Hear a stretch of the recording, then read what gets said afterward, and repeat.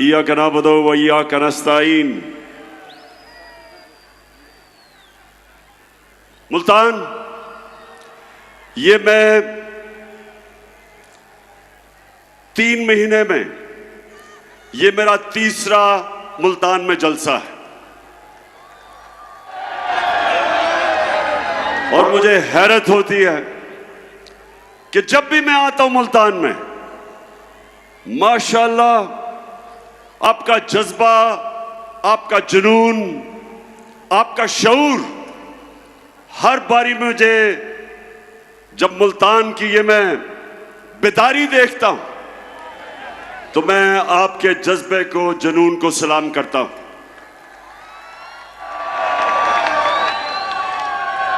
अब मुल्तान,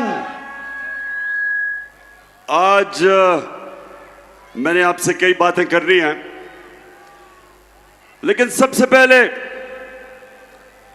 जो मैं देखता हूं, जिस तादाद में आज मुल्तान में हमारी ख्वातीन आई हुई हैं, मैं खास तौर पे आज आपको सलाम भी करता हूं और आप सबके लिए मैं पैगाम, अपनी ख्वातीन के लिए मैं पैगाम जो देना चाहता हूं वो ये कि देखें, अपने बच्चों को आपने खास तौर पे एक चीज समझानी है। नौजवानों, ये आपके लिए भी है। हमने अपने बच्चों को समझाना है कि कोई मुल्क अजमत पे नहीं जा सकता, तरक्की नहीं कर सकता, उस मुल्क की दुनिया में इज्जत नहीं हो सकती जब तक वो मुल्क अपना मुकाम नहीं समझता, जब तक वो मुल्क एक चीज अपने ज़हन में नहीं डालता कि अल्लाह ने हमें पर दिए, अल्लाह ने हमें पर दिए, हम अशरफुल मखलूकात हैं, सबसे अजीम अल्लाह की मखलूक। कोई जरूरत नहीं है कि हम जमीन के ऊपर चूंटियों की तरह रींगे। जो मैं आपको पैगाम देना चाहता हूं वो ये कि हम सब में अल्लाह ने सलाहियत दी है, हम सब में अल्लाह ने वो ताकत दी है कि हम बड़े बड़े काम कर सकते हैं, हम अपने मुल्क को उठा सकते हैं, हम इसको वो मुल्क बना सकते हैं जो इलामा इकबाल की ख्वाब थी, एक मिसाली इस्लामी रियासत जो दुनिया के अंदर मिसाल बने कि असल में इस्लाम क्या है। तो मैं अब अपनी बहनों, आप सबको और अपने नौजवानों, खास तौर पे आपको, मैं जो आपको पैगाम देना चाहता हूं वो ये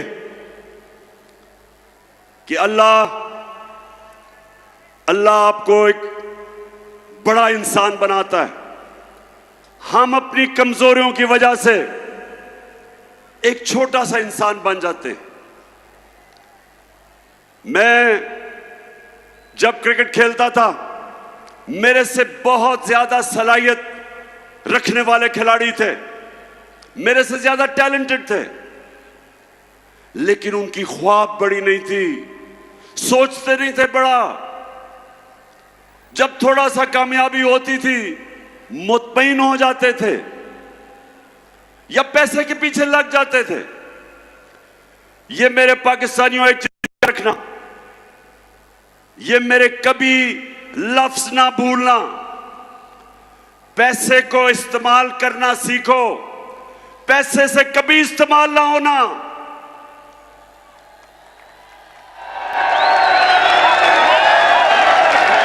पैसे के बुत की कभी पूजा ना करना।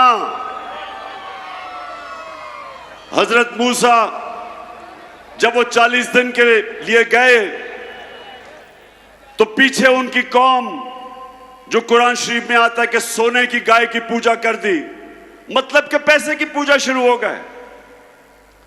तो ये याद रखें कि ये जो मेहरबानों का मुखालिफ है वो भी पैसे के बुत की पूजा करता है। वो भी पैसे को बड़ा समझता है, जिस तरह उसका लीडर आसिफ जरदारी समझता है। कभी भी मेरे मुल्तान के पाकिस्तानियों, ला इलाहा इल्लल्लाह का मतलब समझो। स्वाय अल्लाह के जब आप किसी के चीज के सामने झुकते हैं वो शिर्क है, चाहे वो पैसे का बुत है, चाहे वो खौफ का बुत है। आजकल मेरी टीम के लोगों को, मेरे एमपीज को टेलीफोन आते हैं धमकियों के कि ये पार्टी छोड़ो। मीडिया को धमकियां दी जाती हैं, मीडिया हाउसेस को धमकियां दी जाती हैं, एंकर्स को, सहाफियों को डराया जाता है कि इमरान खान के साथ ना चलो, नहीं तो हम ये कर देंगे। तो मेरी कौम, ये सबसे खौफनाक बुत पैसे के बुत के अलावा खौफ का बुत है। खौफ भी एक बड़े इंसान को छोटा बना देता है। आज तक कोई बड़ा खिलाड़ी नहीं निकला जिसने अपने खौफ को काबू नहीं पाया।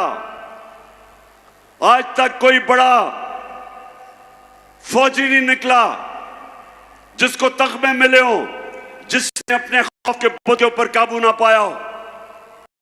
बड़ा बिजनेसमैन बना जिसको नुकसान से डर, उस डर के ऊपर काबू ना पाया हो। कोई भी इंसान जो अपनी ख्वाब के पीछे जाने से डरता है वो बड़ा इंसान नहीं बनता। और इसलिए मैं जब प्राइम मिनिस्टर था, मैंने रहमतुल आलमीन अथॉरिटी बनाई। उसका मकसद क्या था? क्या मकसद था? उसका मकसद यह था कि मेरे बच्चों को, इस मुल्क के नौजवानों को पता चले कि आज से तकरीबन 1500 साल पहले जब मेरे नबी सल्लल्लाहु अलैहि वसल्लम ने दुनिया की तारीख का सबसे बड़ा इनकलाब लेके आए थे, वो कैसे उन लोगों को जिनकी कोई हैसियत नहीं थी, कैसे उन्होंने उनको दुनिया की इमामत करवा दी। ये तारीख का हिस्सा है कि वो अरब जो मदीना में, मक्का में बसते थे, उनके दोनों तरफ दुनिया की उस वक्त की अजीम सुपर पावर्स थी। इनकी हैसियत ही कोई नहीं थी। और मेरे नबी सल्लल्लाहु अलैहि वसल्लम ने मदीना की रियासत में उनको ऐसा तब्दील किया, उनको छोटे से लोगों को बड़े इंसान बना दिया। उनके खौफ तमाशा देख रही है। और डंडे लेके 1997 में ये देखिए सुप्रीम कोर्ट के अंदर घुस गए, दीवारें टाप के सुप्रीम कोर्ट के अंदर जा रहे हैं। ये मैं आपको ऐसे कमेंट्री दे रहा हूं जैसे क्रिकेट मैच की कमेंट्री हो रही हो। अब ये देखें,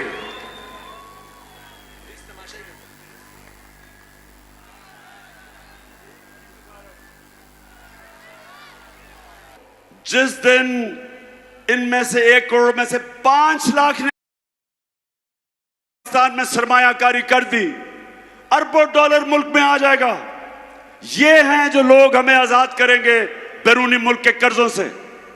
लेकिन वो कभी नहीं आएंगे, वो कभी पाकिस्तान में सरमायाकारी नहीं करेंगे जब तक हमारा इंसाफ का निजाम ठीक नहीं होता, कॉन्ट्रैक्ट एनफोर्समेंट नहीं होती, जब तक उनको ये एतमाद ना हो कि जब वो सरमायाकारी करेंगे उनसे फ्रॉड नहीं होंगे। वो इसलिए दुबई चले जाते हैं, वो मलेशिया चले जाते हैं। और उसके बाद 25 सितंबर को आपको पता है मैं 9 हलकों में खड़ा हूं और मेरा चैलेंज है कि इंशाल्लाह जब भी वो 9 हलकों में इलेक्शन होगा 9-0 रिजल्ट आएगा, धांधली के बावजूद। ये ऐसे ही है, जब आपको पता पुराने जमाने में क्या होता था? जब मैं क्रिकेट खेलता था तो अपने अपने अंपायर होते थे। हम जब हिंदुस्तान मैच खेलने जाते थे उनके अपने अंपायर होते थे। वो जब पाकिस्तान खेलने आते थे हमारे अंपायर थे। वो पाकिस्तान में नहीं जीत सकते थे, जिधर हमारी टीम को मुश्किल पड़ती थी अंपायर मदद करने के लिए आ जाते थे। उधर जब जाते थे तो उधर जब हम मैच जीतने लगते थे उनके अंपायर मदद करने के लिए आ जाते थे। तो वाहिद कप्तान था, हिंदुस्तान गया, उनके अंपायर थे। उनके अंपायरों के बावजूद आपका कप्तान जीत के आया।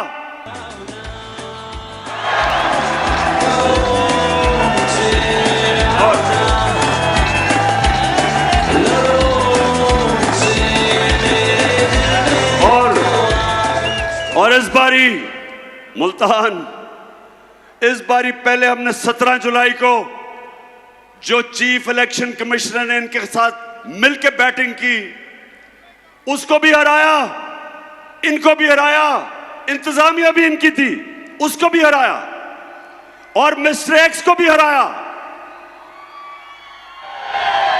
और इंशाल्लाह अब भी जब भी इलेक्शन होंगे मेरा सबको चैलेंज है कि तुम जो मर्जी कर लो, पाकिस्तानी कौम फैसला कर बैठी है।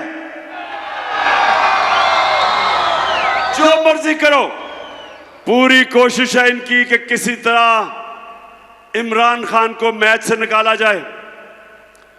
ये हम जब छोटे होते थे ना मुल्तान, हम जब छोटे होते थे तो जब आपस में क्रिकेट मैच खेलते थे तो जो टीम हार रही होती थी वो विकेटें उठा के भाग जाती थी। ये इन्होंने किया, हार रहे थे विकेटें उठा के चले गए, मैच ही कैंसिल कर दिया इन्होंने। लेकिन मेहरबानों, मुझे तो बड़ी खुशी हुई कि जिस तादाद में हमारी ख्वातीन आई हैं, मेहरबानों ने सुना, बड़े जलसे किए और अपनी औरतों को। और ये याद रखें, जिस कौम की औरतें बेदार हो जाएं, शऊर आ जाए, वो कौम को कोई गुलाम नहीं बना सकता।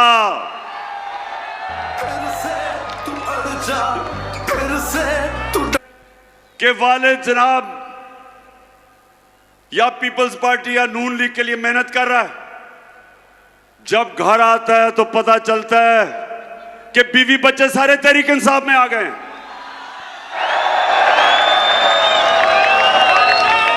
यानी कि ऐसे लग रहा है कि जैसे पुराने जमाने के अंदर जब मेरे नबी सल्लल्लाहु अलैहि वसल्लम ने तबलीग की और लोगों को इस्लाम की तरफ लेके आए और राय हक पे लेके आए, तो एक वक्त ऐसा था कि आदमी कहीं और होता था, घर में औरतें और नौजवान इस्लाम कबूल कर लेते थे। आज माशाअल्लाह कौम ऐसी बेदारी आई है कि वो ये दो जमातों को 30 साल से देख रही थी, और आज ऐसी बेदारी है कि जो भी आज कोशिश करें, औरतें, बच्चे, नौजवान, बल्कि बूढ़े भी आप फैसला कर बैठे हैं कि इन दो जमातों के साथ नहीं चलना, जिन्होंने सारी जिंदगी इनको सपोर्ट की थी। बस मैं आज मुल्तान आपका हैट्रिक के जलसा किया मैंने, 3 जलसे 3 महीने में।